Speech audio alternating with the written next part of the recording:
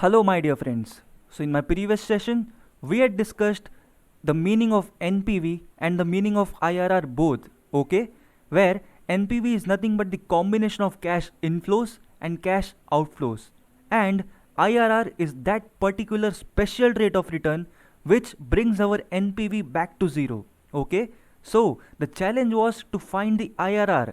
We have to find that particular rate of return which brings our NPV back to zero, my dear friends. Okay, so in this video tutorial you will understand how to find NPV and IRR both using Excel. Okay, my dear friends, fine. So it's my sincere request to you all that please watch this video till the end.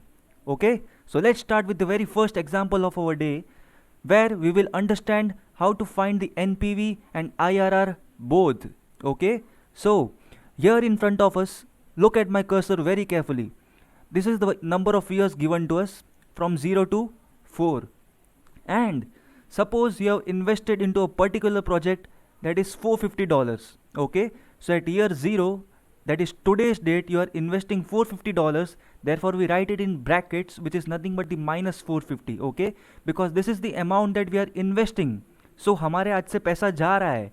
So here we will put a minus sign, and therefore here it is a bracket. Okay, so it is a cash outflow, and after investing into this project we are getting cash inflows of year 1, year 2, year 3 and year 4. Okay, and the cash inflows are $100, $200, $140 and $85 respectively.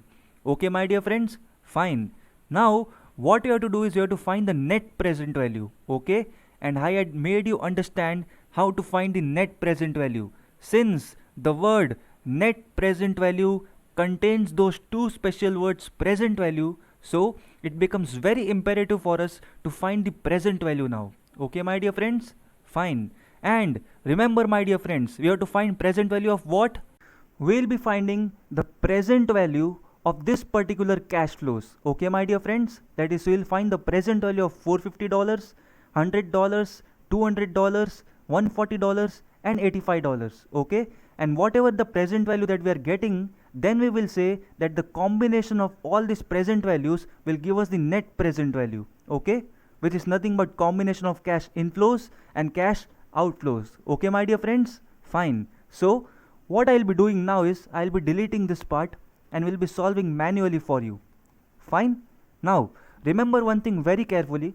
Since this is the amount $450 which you are investing at time 0, so the present value will be $450 itself. There will be no change in this.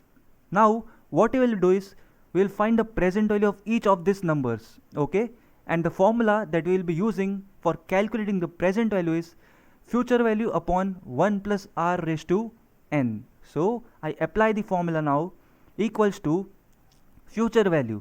So future value is what?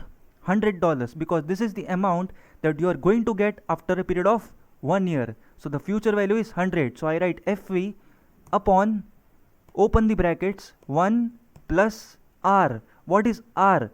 In question, the required rate of return will be given to you. Okay, so 6.30% is the required rate of return. So I put R over here, close the brackets, raised to n, which is nothing but the number of years, and in this cash flow the number of year that we are dealing with is 1, so I write 1 over here. Okay, my dear friends, fine. So after clicking enter, I get the value as $94.07. Okay, which means that value of $100 after a period of 1 year is $94. Okay, my dear friends, so what we did is we discounted this $100 1 year backwards. I repeat myself, we discounted this $100 1 year backwards. Right, my dear friends? Fine. Now understand one thing very carefully, my dear friends.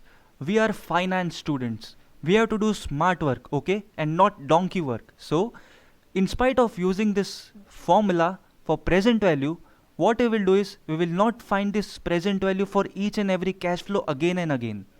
Okay, rather what we will do is we will simply use a simple trick over here, and for that understand this concept very carefully. Okay, we are finding the present value of all these cash flows, right, my dear friends, and the rate of return that is the required rate of return which we are using in this sum is 6.30 percentage. Okay, and ये 6.30 percentage हमें इसका $100 का present value find करने में काम आया.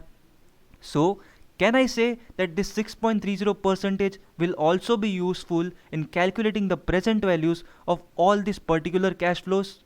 Right, my dear students? So instead of finding this donkey work and doing each and every calculation manually, what we will do is we will fix this rate of interest which is nothing but 6.30 percentage. और fix करने का तरीका क्या है? This one. Fn and F4 दोनों साथ में press करेंगे. Okay? Now let's see how to do it. I go over here, I press Fn F2, so we are viewing the formula now, and what I will do now is I will delete all this and write B4 over here. Okay, fine. अब हमें क्या करना है दोस्तों, इसको हम लोग को फिक्स करना है. This B4 is nothing but the rate of interest 6.30 percentage which we have to fix now. So for fixing it, what we will do is we will press Fn and F4 together. Right, my dear friends? So ये 6.30 percentage lock हो गया. Now press enter and just go over here and double click. Okay, so we got the remaining present values of particular cash flows for $200, $140 and $85. सबका हम लोग को present value automatically मिल गया. Okay, so this is the smart work that I was talking about. Fine. Now let's proceed for finding the net present value, and we know that net present value is nothing but the combination of cash inflows and cash outflows, right? So now what we will do is we will write is equals to sum, because we are combining what? All cash inflows and cash outflows. So we write sum over here and we select whole of this part, press enter and get the answer as $4.19. Right, my dear friends? Okay.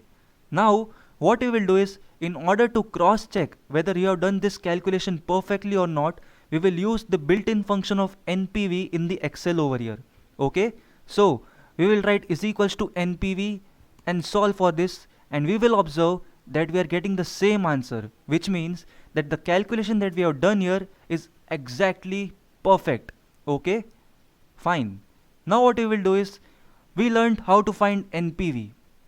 Now we will find that special rate of return, hidden rate of return, or we can say that internal rate of return, which brings our NPV back to zero.